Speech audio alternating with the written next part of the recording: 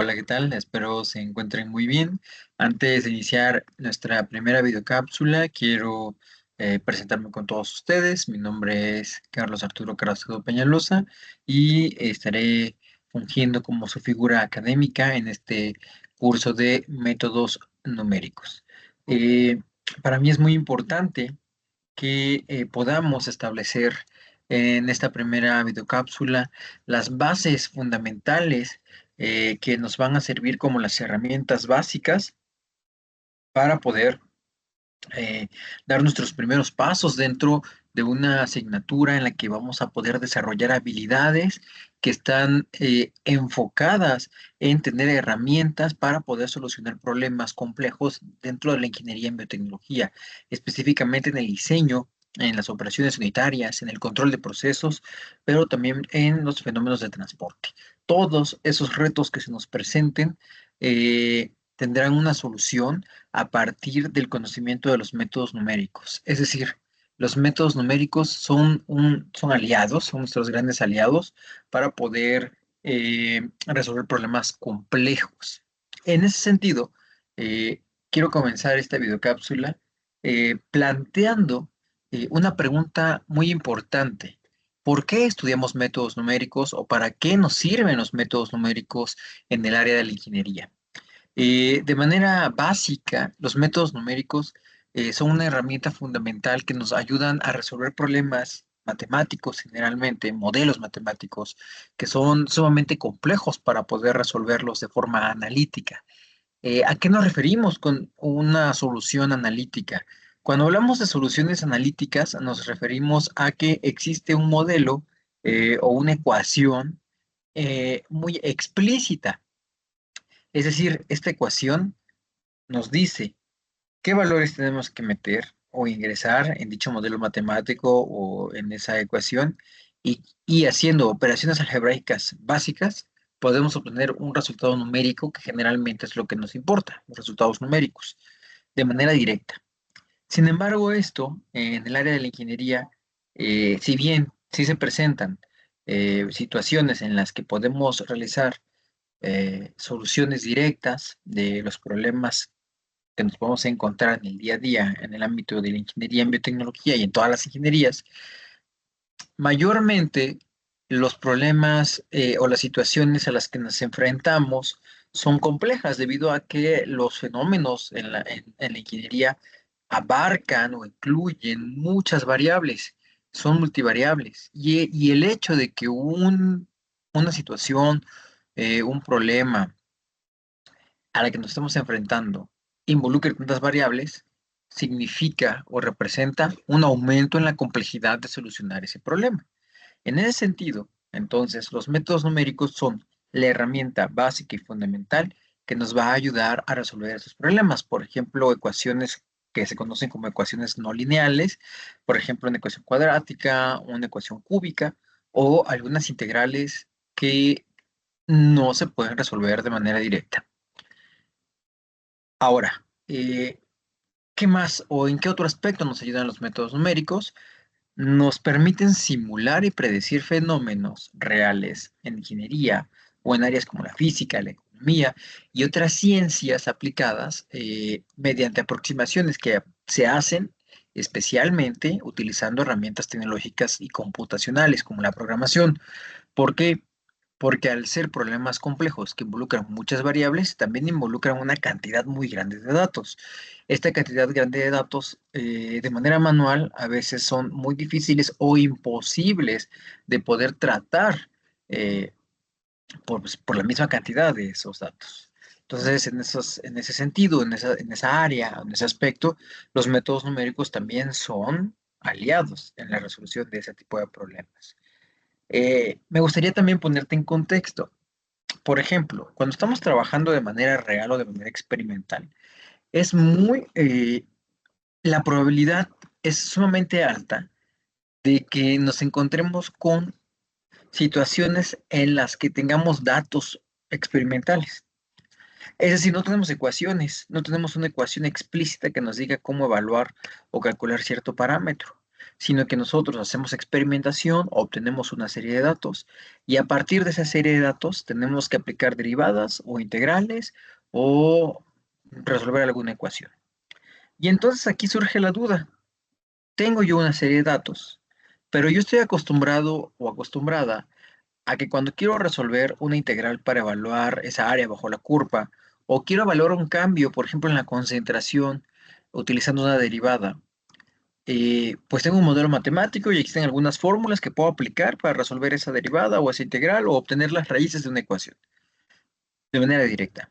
Pero entonces, como lo mencionaba, ¿qué pasa cuando nosotros, de manera experimental, obtenemos valores, un conjunto de valores, 10, 15, 20, 1000 valores experimentales? Y la teoría dice que el parámetro que yo quiero evaluar se hace a partir de una integral o una derivada.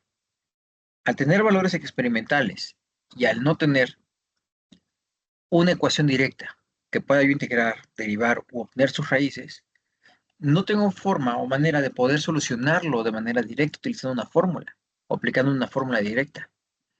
No queda otra alternativa más que utilizar un método numérico que lo que haga es aproximar la solución a una solución directa. Es decir, yo puedo obtener la integral o puedo obtener la derivada de una corrida de datos, de una tabla de datos, utilizando un método numérico. O puedo obtener una raíz de una ecuación utilizando un método numérico.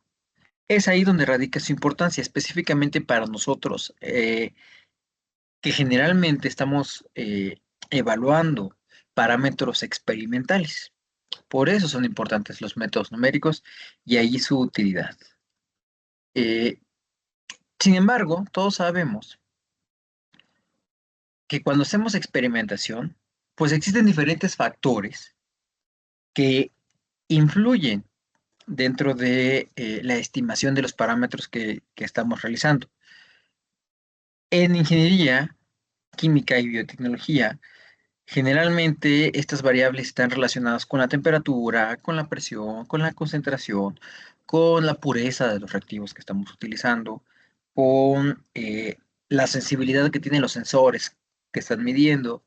En fin, existen diferentes circunstancias que pueden ocasionar o que pueden acarrear como resultado que nuestras mediciones presenten errores. Estos errores dentro de la ingeniería y de la parte experimental, pues es un resultado esperado, un resultado normal de la experimentación. Y es por ello que dentro de los métodos numéricos es muy importante que tengamos muy claro que la medición de errores son relevantes porque nos permiten evaluar qué tan preciso y qué tan confiables son los datos que nosotros estamos obteniendo. Resultado de la aproximación de soluciones a partir de un método numérico.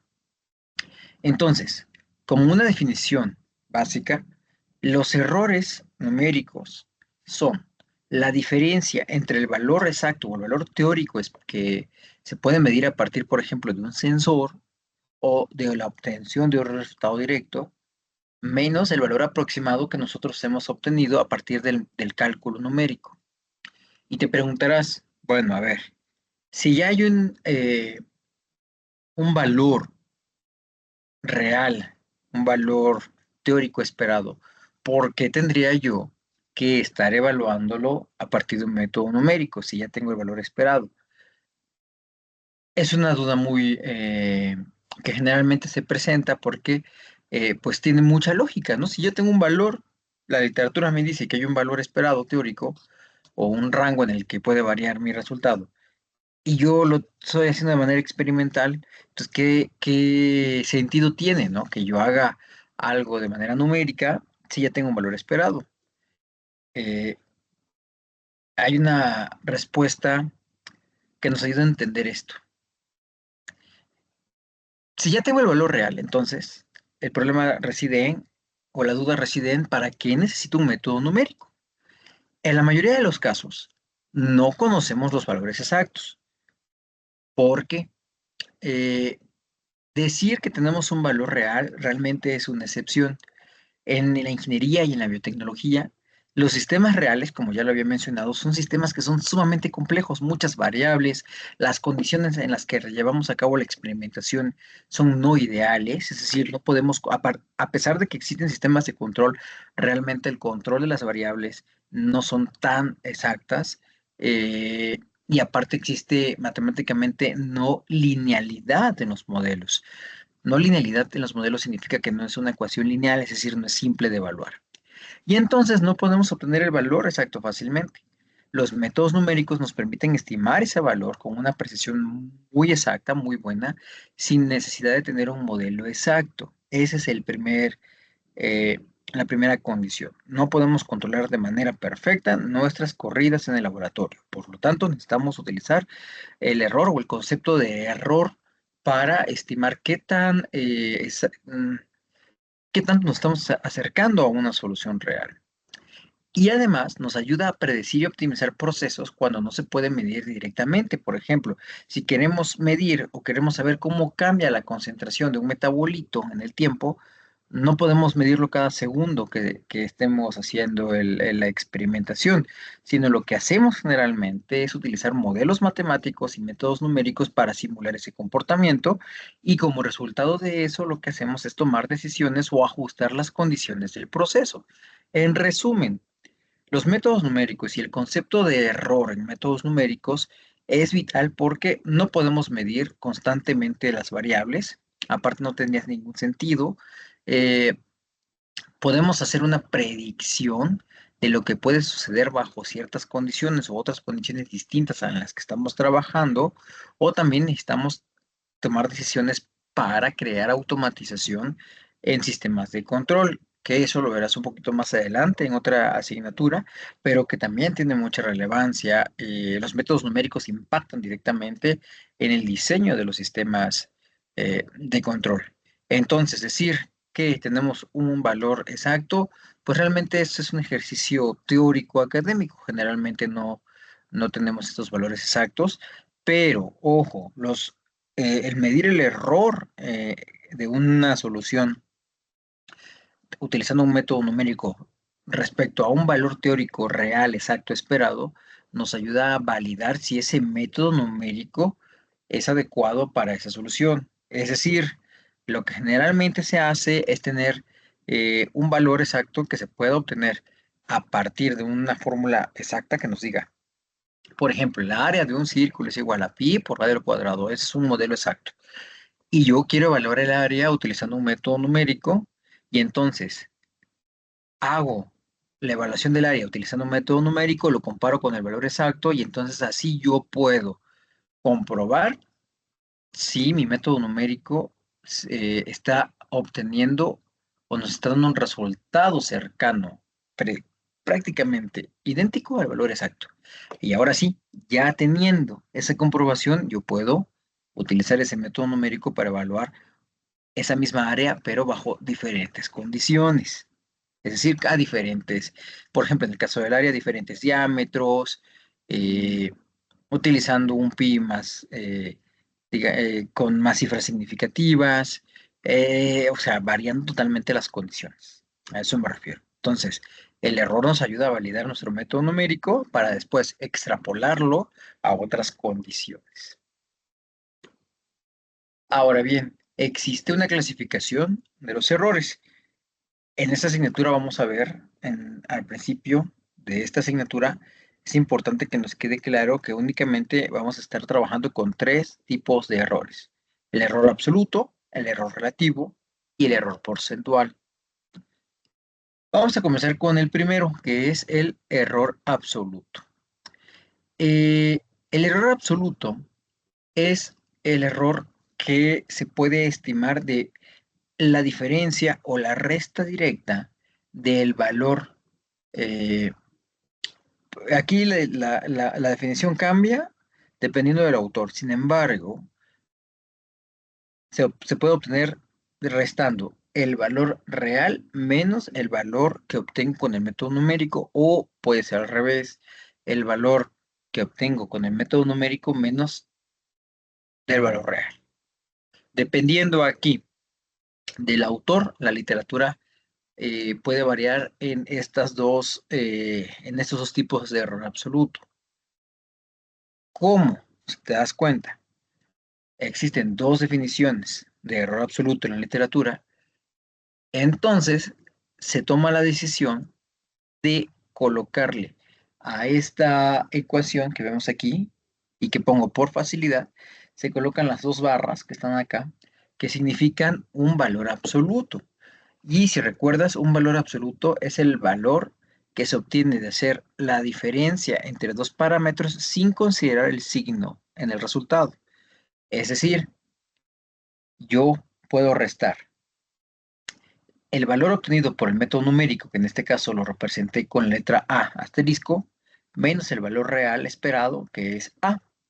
Haciendo esa diferencia, puede ser que nos salga un valor negativo o un valor positivo. Sin embargo, esto no se toma en cuenta. Lo único que tomamos en cuenta en el error absoluto es el valor numérico, sin considerar el signo. El error absoluto, entonces, vuelvo a repetir, es la diferencia entre el valor que obtenemos del método numérico menos el valor real teórico esperado. ¿Por qué es importante el error absoluto? Porque hay momentos en los que queremos o lo que nos importa o en lo que nos queremos enfocar es en la medición del tamaño exacto del error, sin importar qué tan grande o qué tan pequeño es el valor que se está midiendo. Únicamente quiero ver cuánto me estoy desviando o ese método numérico que quiero yo validar, cuánto se desvía del valor real para saber si ese método numérico me sirve o no me sirve para obtener el parámetro que yo quiero a partir de un método numérico. Es decir, me ayuda a validar de manera muy rápida, muy visual. Puedo saber, pues, qué tanto se está desviando el valor que yo obtengo con el método numérico del valor real. Es el error absoluto. El siguiente error que vamos a comentar es el error relativo. Aquí representamos a P como el valor aproximado que obtenemos del método numérico y P sin asterisco es el valor real. El error relativo se obtiene restando el valor que obtengo yo del método numérico menos el valor real absoluto, es decir, no considero su signo. Y ese valor, ese resultado de esa diferencia o esa resta, la divido entre el valor teórico esperado o el valor real. ¿Vale? Ese es el error relativo. Siempre y cuando, ojo, y la condición está aquí, que el valor teórico esperado no sea cero. Si es cero, esta ecuación se nos indetermina. ¿Por qué es importante el error relativo? Porque este tipo de error o este concepto lo utilizamos cuando queremos ver la proporción en la que se está desviando el valor obtenido del método numérico con base o respecto a el valor real. Es una proporción. Por eso tenemos la división como una operación. Entonces, el error relativo nos muestra qué tan significativo es el error en comparación con lo que estamos midiendo. Al final vamos a hacer una pequeña comparación, una tabla comparativa entre los errores y vas a identificar muy concretamente cuál es la diferencia entre un error relativo y un error absoluto. Y finalmente tenemos, bueno, antes de pasarnos al siguiente, que es el error porcentual, vamos a analizar esta tabla comparativa de la diferencia que existe entre un error absoluto y un error relativo, y también para que tengamos muy claro en qué momento usar uno y en qué momento usar otro. Fíjate, tenemos dos situaciones, tenemos situación A y situación B. Observa, estamos midiendo temperaturas. En la situación A tenemos un sensor que evalúa que el valor real teórico esperado son 72 grados centígrados, mientras que en la situación B, nuestro sensor, nuestro termopar, nos está indicando que tenemos un valor de 0.100. Son dos situaciones diferentes, ¿ok? Una situación tenemos 72 grados centígrados y en la otra situación tenemos 0.1 grados centígrados. Ahora, nosotros evaluamos el método numérico para validar si este método numérico nos puede ayudar como una herramienta de solución y observamos que el método numérico en la situación A nos está dando 71.984 grados centígrados, pero en la situación B ese mismo método numérico nos está dando un valor de 0.084 grados centígrados. Si nosotros evaluamos el error absoluto, deberíamos hacer la resta en la situación A de 72 grados centígrados menos 71.984 grados centígrados, lo que nos da un valor de 0.016 como error absoluto. Y en la situación B restamos 0.1 grados centígrados, que es la medida teórica esperada o lo que estamos midiendo de manera real con el termopar, menos 0.084 grados centígrados, que nos evalúa el método numérico. Si hacemos esta resta, nos da 0.016 grados centígrados. Si te das cuenta, el error absoluto es igual en los dos casos. Sin embargo, hay una pequeña inconsistencia en la interpretación. Nosotros queremos ver con el error absoluto qué tan grande es el error, ¿vale? O sea, el tamaño exacto del error, qué tan grande o qué tan pequeño es el error, pero nos enfocamos en el tamaño exacto del error. Si te das cuenta, en los dos casos surge 0.016. ¿Ese error es grande o es pequeño? El valor exacto es 0.016, pero no nos da ningún sentido físico. Es decir, ese 0.016, ¿cómo lo interpreto? ¿Es un error muy grande o es un error muy pequeño? Solo sé que nos estamos equivocando 0.016 grados centígrados. Y no es equivocándonos. El método numérico no se equivoca. Más bien, el método numérico tiene un error de aproximación de 0.016 grados centígrados. Nos estamos quedando 0.016 grados centígrados abajo. Pero observa, en la situación A, tenemos que la diferencia entre 72.0 y 71.9 es una diferencia pequeña, es una orden de magnitud. Sin embargo, observa, en la situación B tenemos 0.100 como valor exacto y el método numérico nos da un valor de 0.084. Nos estamos yendo hasta las centésimas, décimas centésimas. Es decir, en este caso, el error es grande. Y te preguntarás en este momento, bueno, ¿cómo entonces puedo identificar si el error es grande o pequeño? En los dos casos, tengo 0.016 grados centígrados de error, pero en el primer caso, la diferencia está en la misma unidad, es decir, en las décimas, ¿sí o no? Aquí. Pero aquí tenemos un orden de magnitud de diferencia. Estamos llegando después del punto decimal a la centésima. Perdón, aquí es una unidad nada más. Estamos en la situación A, el error está en las unidades, ¿vale? Que sería en este caso el 2 y el 1, pero en la situación B nos estamos yendo hasta las décimas, mientras que la situación B, el valor está en la unidad, no en la décima. Entonces ahí el error, pues es grande, pero aquí el error es pequeño. Y nos volvemos a hacer la pregunta entonces, ¿tiene el mismo valor el error en cada situación? Pero de manera contextual, el error es pequeño en la situación A, pero se puede considerar grande en la situación B, a pesar de ser el mismo valor numérico. Entonces, si te das cuenta, estamos en un problema, porque no tenemos forma de saber qué tan grande o qué tan pequeño es ese valor. Sabemos el valor exacto, es decir, cuánto nos estamos desviando. Sí lo sabemos, pero qué tan grande o qué tan pequeño es ese valor, no lo sabemos. Es por ello que se incluye el valor, el valor del error relativo, porque el error relativo, al ser una proporción, nos está dando de manera proporcional cuánto nos estamos desviando del valor real. Si te das cuenta, entonces, esta diferencia lo dividimos en la situación A para el error relativo entre el valor exacto y nos da un error relativo de 0.00022. Y en la situación B dividimos el valor del error, que es 0.016 del error absoluto, entre el valor exacto y nos da un error relativo de 0.16. Y ahora sí, Si te das cuenta que en este momento sí podemos determinar que el método numérico para un valor de 0,1 grados centígrados tiene un error de 0,16, mientras que cuando tenemos una temperatura con un valor de 72 grados centígrados, el error relativo está en 0,00022. ¿Dónde tengo más error? En la situación B. ¿Quién me lo dice ahora sí de manera más precisa? El error relativo.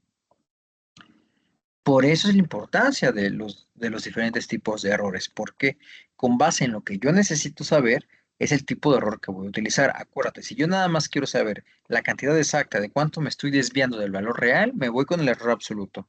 Si quiero saber cuánto representa este error con base en el valor real, me voy al error relativo. Y si quiero transmitir el valor del error a un lenguaje en la que todos me puedan entender, utilizo el error porcentual. Ahorita me regreso a esta tabla. El error porcentual no es más que el error relativo multiplicado por 100 y lo que expresa es el error expresado en porcentaje. ¿Por qué utilizamos el error porcentual? Porque es una manera muy intuitiva de poder interpretar numéricamente cuánto tengo de error y todo el mundo lo entiende. Es una manera que se puede considerar hasta estandarizada en comunicar el error. Eh, Como ingenieros, debemos de ser capaces de poder hablarnos entre pares, es decir, entre un ingeniero y otro. Sin embargo, cuando le hablamos a la población o le presentamos un proyecto ejecutivo a, a una supervisión o a un comité que se encarga de evaluar la pertinencia económica, que no tiene conocimiento tan profundo de ingeniería, necesitamos hablarles de manera que puedan entender. Es decir, nuestro trabajo no solamente es diseñar, sino nuestro trabajo también es presentar proyectos de tal manera de que todas las áreas y todos los departamentos entiendan de lo que estamos hablando. Habilidad de comunicar. Y en ese sentido, entonces, el error porcentual surge como nuestra herramienta aliada. Aquí les pongo un ejemplo. Si yo les digo a mi comité, tuvimos un error de 0,016, no les da ningún sentido. Pero si yo les comento, este método numérico con el que se evalúa el parámetro de la presión y el que nos indica que estamos dentro de la norma es el 0,02%, más claro. Porque si yo les digo que tuvimos un error del 50%, pues te pueden dar una idea de que es un error grande. Pero si yo les digo que tuvimos un error del 0,02%, tienen también la noción y la idea de que es un error pequeño. Entonces, regresamos a la tabla, el error porcentual, pues nos traduce el error en una forma fácil de entender y de comparar, que son porcentajes. ¿Va? Y entonces, con el error porcentual, cerramos esta parte de los errores. Y nada más, vamos a poner un ejemplo muy rápido. En esta lámina puedes ver en esta tabla que está aquí los resultados promedios de las entalpías de dilución para una mezcla de bromuro de sodio en una mezcla de solventes de agua, metanol y etanol a 298,15 Kelvin con una concentración molar que oscila de 2 puntos de 335 molar a 0,124 molar. ¿De dónde obtuve estos datos? Son datos obtenidos de una investigación propia. Entonces, ¿qué es lo que nosotros queremos? Pues obtener los errores. Y esto lo podemos hacer de manera muy fácil. Entonces, vamos a obtener el error absoluto. Voy a poner abs. Error relativo, rel. Y error porcentual. ¿Va? Y entonces, te das cuenta, tenemos temperaturas, tenemos las entalpías de dilución que obtuvimos de manera experimental en el calorímetro y tenemos el valor teórico esperado que la literatura nos dice que es la que nosotros deberíamos haber obtenido en teoría. Y esto lo hacemos para validar si nuestro calorímetro está midiendo de manera precisa o no.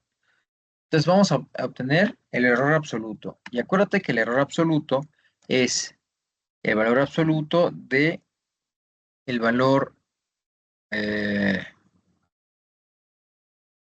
obtenido experimentalmente menos el valor teórico esperado. Y listo. Tenemos en la primera temperatura de 25,86, tenemos un valor absoluto del error, un valor del error absoluto de 4,58. Es el valor exacto. ¿Es grande o pequeño? No lo sabemos todavía. Y pues únicamente hacemos El resultado, observen en la segunda temperatura, tenemos un valor de 429, grande o pequeño, pues realmente todavía no lo sabemos. ¿Cómo vamos a determinar si este error es grande o pequeño? Lo podemos determinar a partir del error relativo. Y el error relativo no es más que dividir el error absoluto entre el valor teórico esperado, ¿vale? Y aquí, si te das cuenta, aquí en el teórico esperado pues es un negativo, entonces lo que podemos hacer aquí también es colocar el absoluto, porque cuando medimos errores no nos interesa el signo, sino qué tanto nos estamos desviando del valor real, ¿no? Entonces, si te das cuenta, ahora sí, ¿cuál de las tres mediciones es la que tiene menor error? Pues es entonces, esta más chiquita. Si te das cuenta, aquí podemos determinar ya con el error relativo que la medición a 25,17 grados centígrados, el equipo me está dando un resultado muy preciso. Sin embargo, a 25,73, pues por ahí nos estamos yendo, digo, el error, si te das cuenta, no es tan grande. Sigue siendo un error muy grande considerando la primera y la tercera temperatura. Sin embargo, tampoco es un error enorme. Ahora, ¿cómo vamos a poder transmitirlo de manera traducida? Pues únicamente hacemos que el error relativo se multiplique por 100 y me da el porcentaje de error que tengo. ¿Te das cuenta? En la primera medición, nuestro equipo únicamente tiene un 0,17% de error. Me voy al tercero, en donde nuestro equipo tiene el 0,02% de error. Pero observa, en la medición 2 tenemos un 17,72 de error. Entonces, algo pasó aquí. ¿Qué pudo haber pasado? Quizá un error personalmente, y a partir de la experiencia, pudo haber sido un error no de medición del equipo, sino más bien un error que pudo ser en que se preparó mal la solución que se está midiendo, en que no se tuvo cuidado y quizá el día que hicimos esta medición hizo mucho frío o hizo mucho calor y entonces hubo variaciones de la temperatura, variaciones muy grandes en la temperatura. Tendríamos que revisar el equipo, revisar cómo varió la temperatura ese día. Eh, Pudo haber sido, como lo mencioné, una mala preparación de la solución muestra. Quizá no agregamos la cantidad correcta de bromuro de sodio a la mezcla. En fin, pudo haber sido cualquier cosa. ¿Cuál es nuestro trabajo entonces en la experimentación? Ya que estamos haciendo el análisis de datos, nos podemos dar cuenta entonces que por aquí hay un dato que se nos está yendo, se nos está saliendo, o que está mostrando un error muy grande. Si presentamos esto, obviamente se nos va a rechazar por un comité evaluador. De hecho, tú mismo puedes decir que esto no está adecuado, que no es adecuado, cuando estás haciendo experimentación o utilizando un método numérico para resolver un problema. Tú misma te das cuenta que no está bien y entonces hay que repetir el proceso experimental o repetir el proceso de método numérico para obtener la solución. Y entonces ahí ir modificando pues las condiciones en las que estamos resolviendo el problema a partir del método numérico o las condiciones en las que estamos realizando una experimentación. Y hasta aquí dejamos esta parte de los errores. Si te das cuenta, no es muy complejo, pues son fórmulas muy directas. La segunda parte eh, son las cifras significativas. Las cifras significativas son muy relevantes. ¿Por qué? Porque representan los dígitos que realmente nos pueden brindar información útil en una medición o un cálculo. Y además nos puede ayudar a transmitir cuánta confianza o cuánta precisión tiene un número. ¿Para qué nos sirve? ¿O dónde reside su importancia así de manera directa? Nosotros como ingenieros y los que se enfocan en biotecnología, no nos basta tener un número, sino también nos importa saber cuán preciso es. Imagínate que estás desarrollando vacunas o estás generando medicamentos. Necesitamos tener precisión en el número, en la concentración. ¿Por qué? Porque eso impacta directamente en las vidas de las personas. Entonces es muy importante siempre utilizar cifras significativas que den certidumbre y precisión a los números que estamos utilizando. Entonces, cuando hacemos operaciones con números, las cifras significativas nos indican cuántos dígitos debemos de mantener en el resultado final. ¿Y eso en qué nos va a ayudar? Nos ayuda en evitar tener una falsa sensación de precisión. Por ejemplo, supongamos que vamos a evaluar la masa a partir de la definición de la densidad. Densidad es igual a masa sobre volumen. Si queremos obtener la masa, despejamos masa y la fórmula nos queda como masa es igual a volumen por densidad. Y tenemos de volumen 3.2 mililitros. Y tenemos de densidad 1.43 gramos sobre mililitros. Si te das cuenta, el volumen en este caso tiene dos cifras significativas y la densidad tiene tres cifras significativas. Si nosotros multiplicamos estos dos valores para obtener la masa, nos da un valor de 4.576 gramos, que nosotros podemos aproximar a 4.6. Y te preguntarás, ¿por qué? Porque, si te das cuenta, de inicio, uno de nuestros datos únicamente tiene dos cifras significativas. Y entonces, no es tan preciso. Por lo tanto, nosotros no podemos dar un resultado con más detalle porque no sabemos si ese detalle es adecuado o no. Es decir, ¿de qué sirve de que yo diga el resultado es 4.576 si desde un inicio yo estoy arrastrando un error debido a que mi valor del volumen únicamente tiene dos cifras significativas? ¿Vale? Entonces, sí es importante siempre de seguir ciertas reglas para saber de qué manera voy a expresar los resultados. ¿A qué nos referimos con esto? Quiero repetir esto que dice aquí. Esto evita dar una falsa sensación de precisión. ¿Qué significa? Que si yo digo, el resultado es de 4.576, yo puedo decir, oh, qué exacto resultado. Tiene cuatro cifras significativas.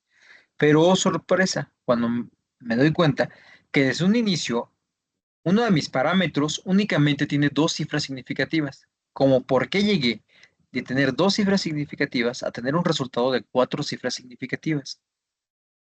No, estamos dando una falsa sensación de precisión. No podemos hacer esto. Y no es que no sea ético, más bien no es adecuado matemáticamente, ni adecuado en el área de la ingeniería, ¿vale? Por eso es importante siempre ser muy conscientes de la cantidad de cifras significativas que debemos de ponerle o colocarle a nuestros valores. Entonces, hay reglas muy básicas. Una de ellas es que números diferentes de cero, es decir, cualquier número que no sea cero, siempre son significativos. Siempre, siempre. Los números diferentes de cero son significativos. Es decir, por ejemplo, si yo tengo un valor de 55.2, ahí tengo tres cifras significativas. Todos son significativos. Eh, si nosotros tenemos ceros entre dígitos distintos de cero, también cuentan. Por ejemplo, un número como 102, tenemos un cero entre números diferentes de cero. Ahí tenemos tres cifras significativas, siempre y cuando estén entre números diferentes de cero. Ceros a la izquierda no cuentan, ¿vale? Por ejemplo, si tenemos 0.0045, esos ceros que aparecen a la izquierda de los números diferentes de cero no cuentan como cifras significativas. Entonces, en el ejemplo como 0.0045, únicamente tenemos dos cifras significativas. Ceros a la derecha del punto sí cuentan, ¿ok? Por ejemplo, 5.000, esos tres ceros después del punto sí cuentan como cifras significativas. Y entonces en ese caso de 5.000 tendríamos cuatro cifras significativas. Ahora, ya como resumen de esto, ¿por qué importa cuántas cifras significativas tiene cada número? Porque cuando hacemos una multiplicación o división, no podemos dar un resultado más preciso de lo que tus datos iniciales permiten. Eso es sumamente importante, ¿vale? Y ya, antes de dar el siguiente paso al contenido de esta presentación, vamos a trabajar con reglas de redondeo. No vamos a explicar de manera detallada esto. Son reglas que se utilizan con base científica y base técnica. Eh, las más importantes son las que te pongo aquí: la regla del 5, la regla del 5 impar y el redondeo truncado. Quiero o te pido que le tomes captura de pantalla a esta información. Te coloqué debajo de cada título el desarrollo de estas reglas, y pues son reglas muy simples que podemos seguir como una receta. Entonces, tómale captura de pantalla, tómale foto, anótalas, eh, y pues aplícalas. Porque quiero que nos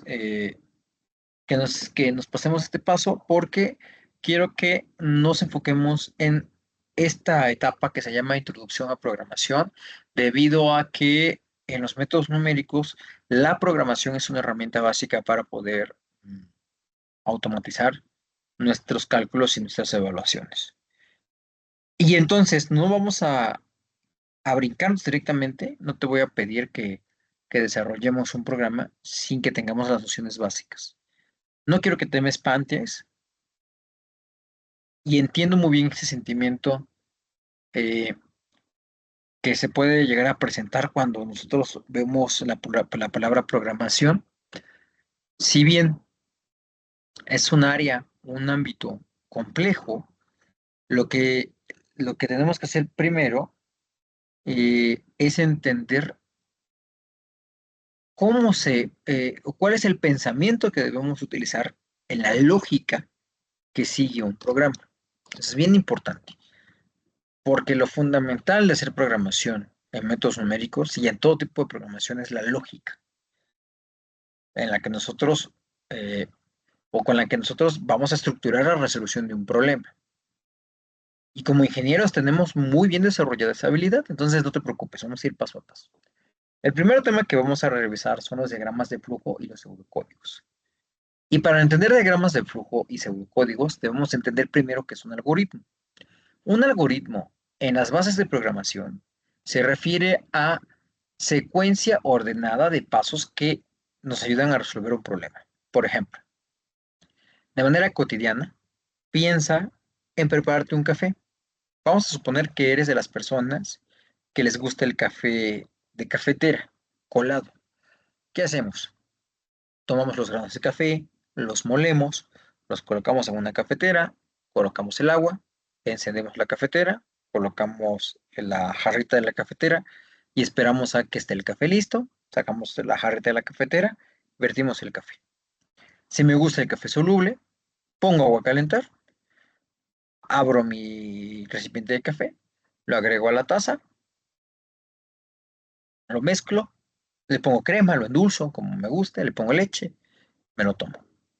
Ese es un algoritmo. De manera muy simple, los algoritmos son las secuencias ordenadas de pasos que nos ayudan a resolver un problema.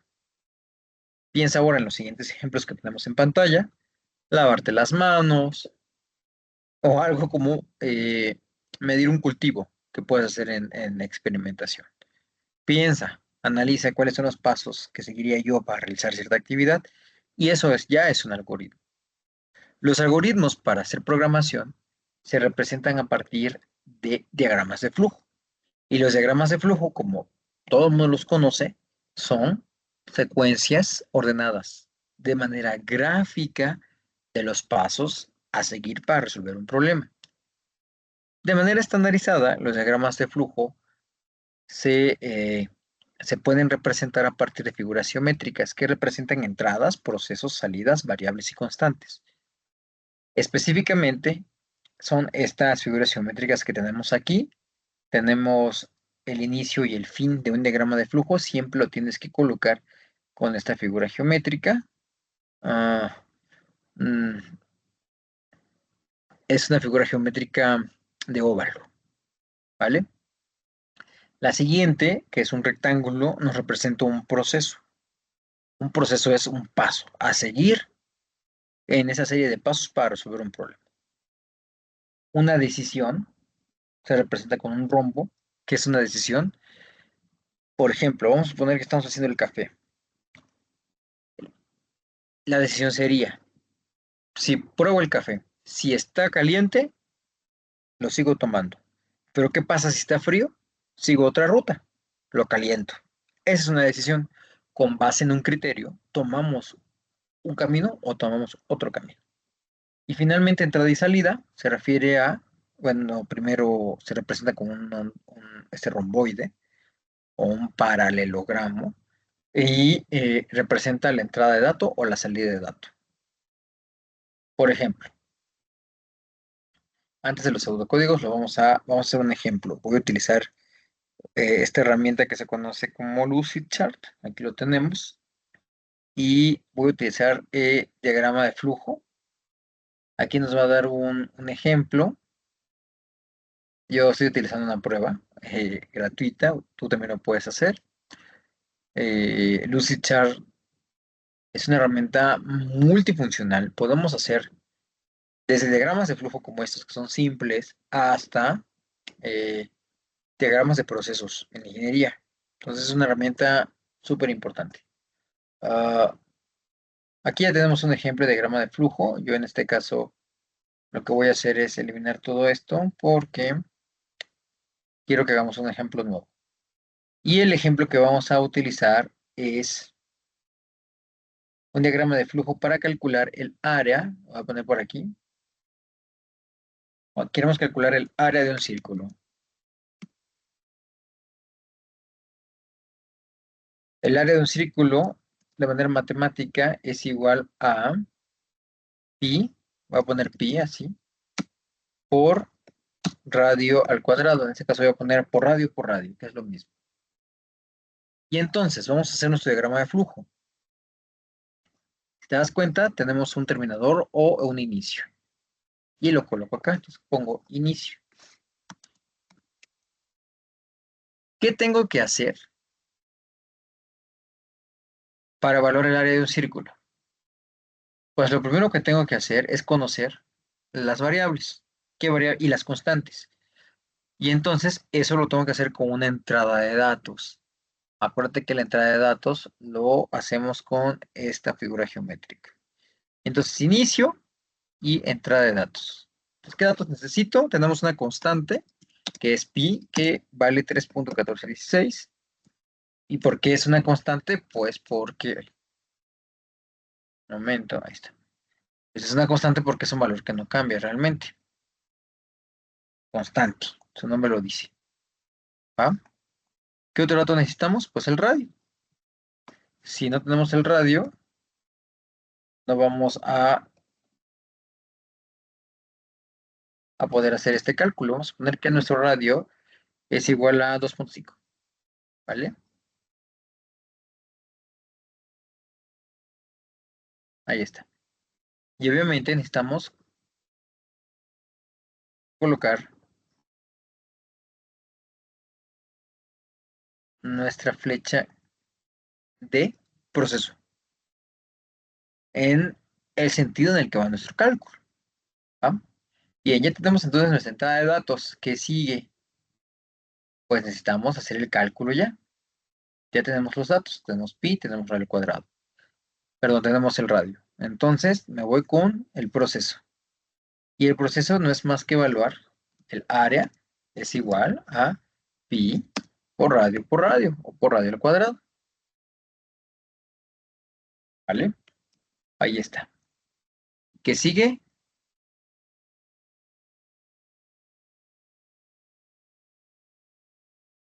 Es unir el proceso. Ahí está. Así va el ciclo. Y finalmente, pues quiero saber cuánto vale esa área. Y entonces tengo que tener una salida de datos. ¿Y aquí qué va a salir? El valor del área. Y 1 entonces. Después de hacer el cálculo, quiero que mi programa me dé el valor del área. Y después de darme el valor del área, pues ya, tengo todo. Entonces sigo con un terminador. Y le pongo fin. Y listo. Ya tienes tu primer diagrama de flujo que representa de manera muy simple cómo sería, o cómo va a ir la secuencia de tu programa para obtener el área de un círculo. ¿Va? Entonces, te das cuenta, es muy simple, sumamente sencillo. Ahora, nosotros tenemos otro concepto también que se llama pseudocódigos. Y los pseudocódigos nos ayudan a representar ya no gráficamente, sino nos ayudan a representar de manera textual y simplificada el algoritmo que realizamos en el diagrama de flujo. Entonces, siempre que hagamos un trabajo de programación en métodos numéricos, el primer paso es crear el diagrama de flujo y a partir de ese diagrama de flujo creamos el pseudocódigo. El pseudocódigo no se escribe en un lenguaje de programación formal y utiliza instrucciones muy claras y secuenciales.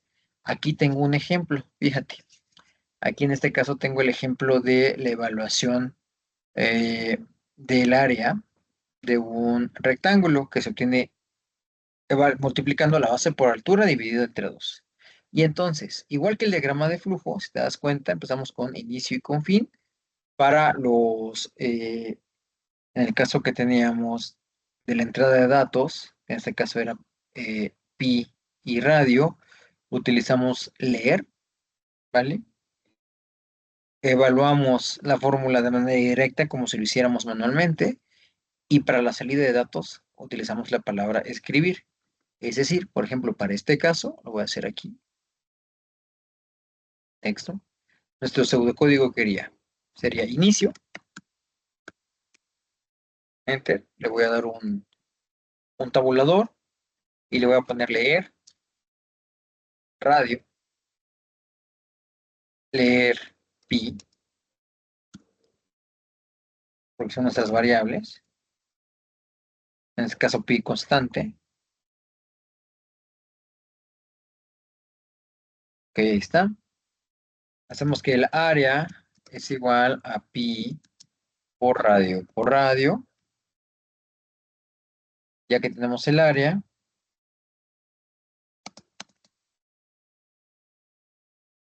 lo que queremos es saber cuánto vale esa área, entonces podemos escribir área, y hemos terminado nuestro pseudocódigo. Fin. Y listo. Y esto, ya que tengamos este pseudocódigo, ya lo podemos ahora sí transmitir al lenguaje de programación que vamos a utilizar para resolver nuestro problema. ¿Te das cuenta? Es muy simple. Utiliza instrucciones muy sencillas, no es un lenguaje de programación. Hacer un pseudocódigo no es un lenguaje de programación, son instrucciones simples, claras y sencillas que nos van guiando en cómo vamos a programar. Y bueno, entonces, recapitulando, en esta videocápsula hemos visto, es un poco larga, pero hemos visto herramientas muy importantes. Primero, ¿para qué sirven los métodos numéricos?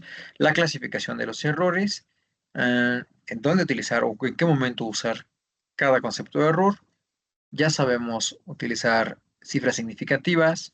Tenemos ya las reglas aquí que vas a estudiar por ti mismo, por ti misma. Las reglas de redondeos.